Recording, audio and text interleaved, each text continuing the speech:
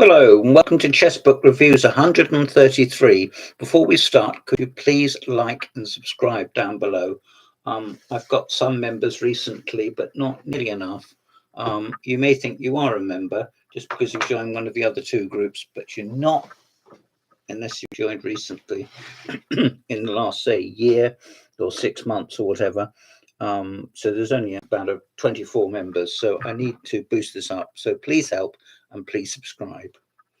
I've got 3 books completely random. This is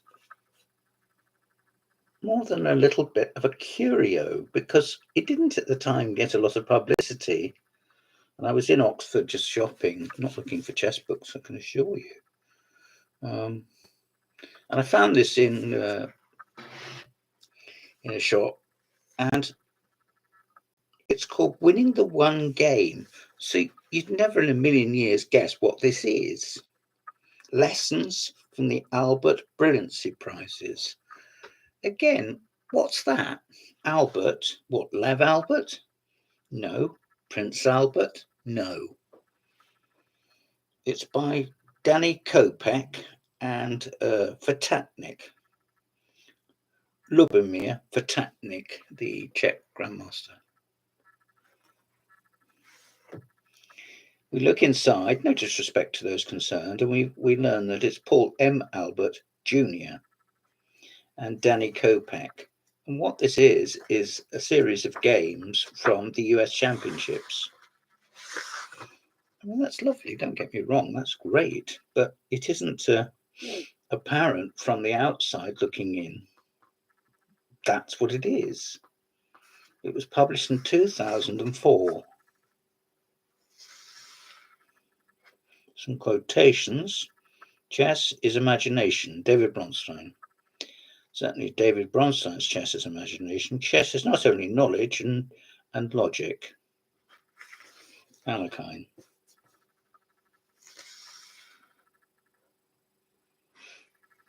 And there's a chapter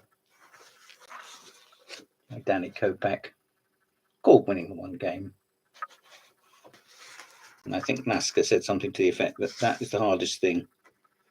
It isn't. The hardest thing is to win a game when you're material down. This is a list of the games that won brilliancy prizes at the US Championships. 1984, right round until 2003. I think that's rather pleasant.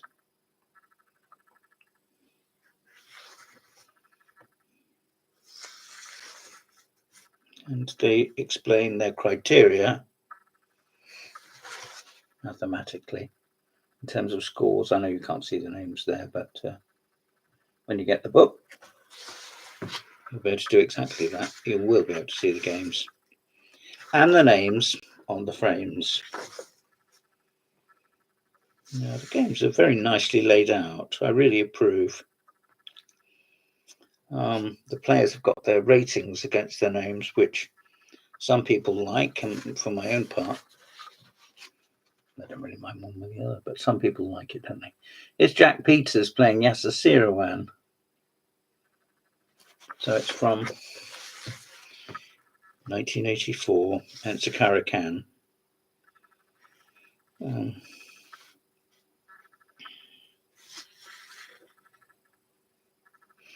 In brackets, they quote some other games. And one of them is by David Wood. I was a bit of a surprise to see David lost to the game.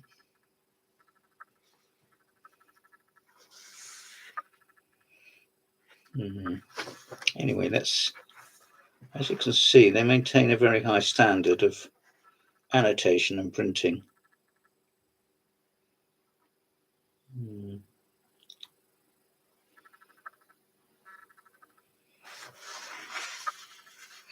Game with Joel Benjamin's where his king ended up on d2 at about move 8 or something.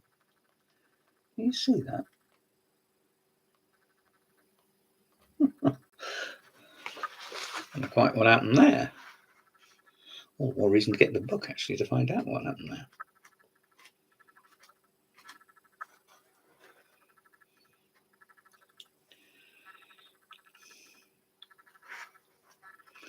various encounters, obviously, and also from the ladies' event. Arena Crush versus Jennifer Shahade. Well, that was just from 1998. I bet that was an old slug match.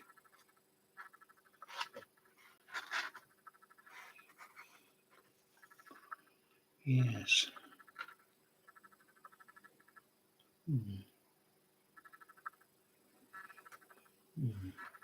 The following game typifies what we mean by brilliancy, how it affects our senses, and how we perceive the notion in our mind. Deep thoughts, deep thoughts. Index at the back. Always nice to have that. Sometimes they don't bother. Nice to see that they do here. All the games are annotated. And there's 64 games. If you look at the thickness of the book, it'll give you an insight into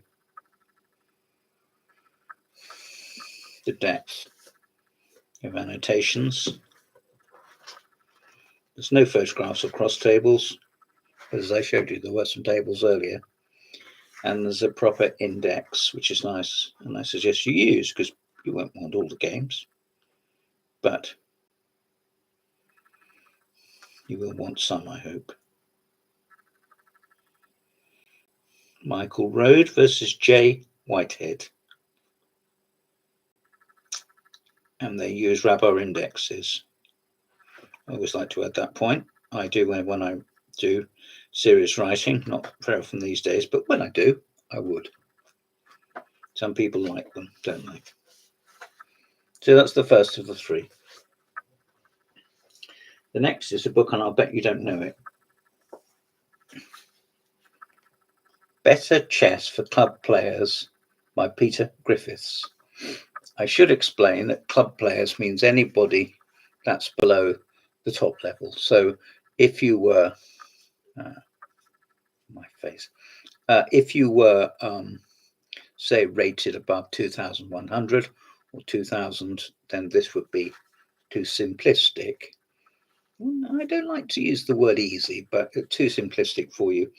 And Peter Griffiths, who was a coach and a player of Master Strength, not that well known, but he did play in some event British Championships, and he played for England. I think in the match against Holland, he played, and he also played. He's a Midlander, and he played in the Midlands in his local league.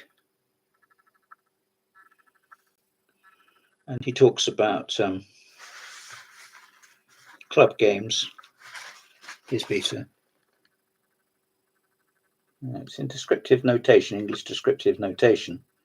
If you're still use that system, or you like to use it, or if you don't use it but you'd like to learn it, and I'd like you to learn it, this could be a good point to start. Peter does a nice mix of sort of tips and tricks, but also serious analysis. And I would think there's no way on earth he would have used a computer to write his book, which came out about 40 years ago, I think. Let's see. Yes, even longer ago than that. 43 years ago. Well, I don't care if it came out 143 years ago. Is your skill at chess improving too slowly despite several years club experience? Many players find the study of master games unrewarding. So Peter Griffiths, author of Improve Your Chess, takes games by average players and annotates them fully to show where errors have been made.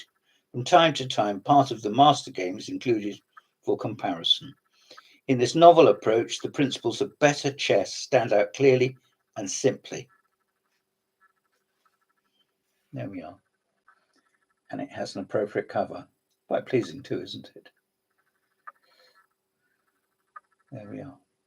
And it's published by EP Publishing.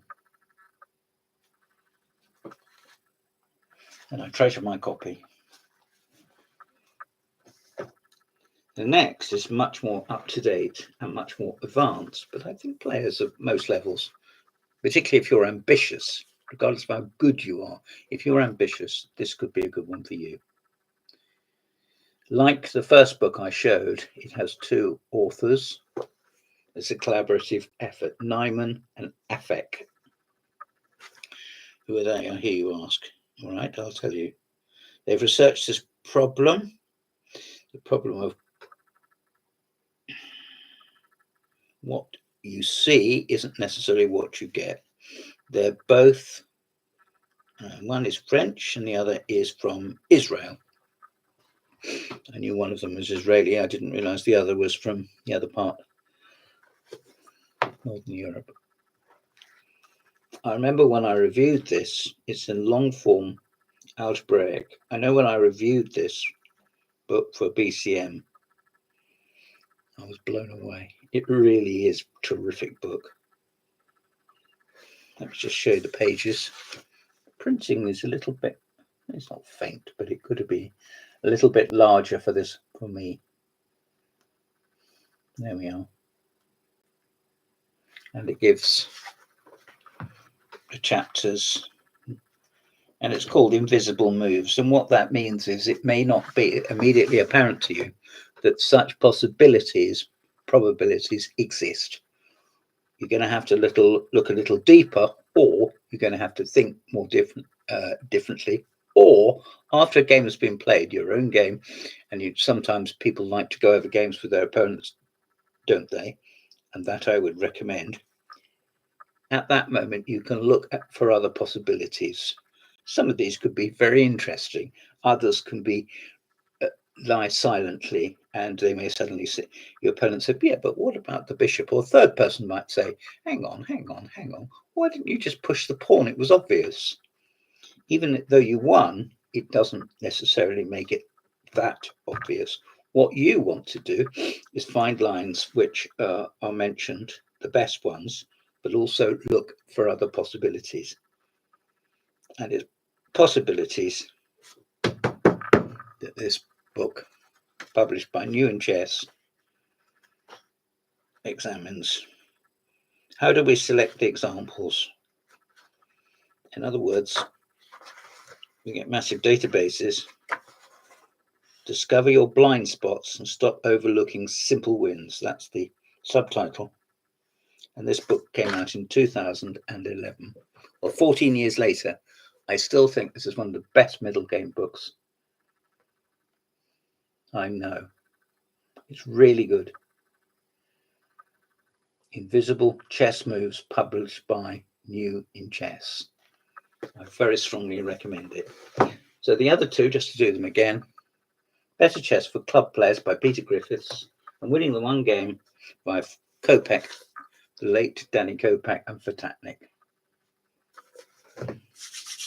Please like and subscribe. This has been Chess Book Reviews 33, James Pratt, Hastening the End. Goodbye.